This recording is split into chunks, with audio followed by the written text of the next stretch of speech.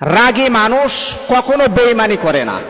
আপনারা দেখবেন যারা অতিরিক্ত, যাদের রাগ অভিমান যাদের বেশি আছে, অতিরিক্ত রাগী মানুষ, আল্লাহর কসম তারা কখনো বেঈমানি করে না। কেন জানেন? তারা আপনাকে অতিরিক্ত ভালোবাসে বলেই অল্পতেই তারা রেগে যায়। যে মানুষটাকে সবচাইতে বেশি ভালোবাসে ওই মানুষটার কাছে কিন্তু আমরা বেশি অভিমান করি, ওই মানুষটার কাছে আমরা রাগ বেশি প্রয়োগ করি।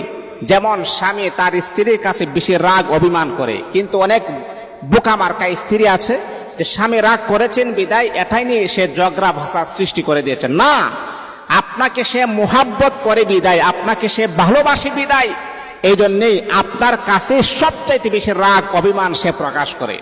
এটা আসলে আপনার সাথে সে ধোঁকা দেওয়ার জন্য নয়, আপনাকে কষ্ট দেওয়ার জন্য নয়। এই জন্য মুহতারাম হাজিরিন, যাদের রাগ অভিমান যাদের বেশি, তাদের কিন্তু মনের ভিতরে গভীর ভালোবাসা বেশি আছে।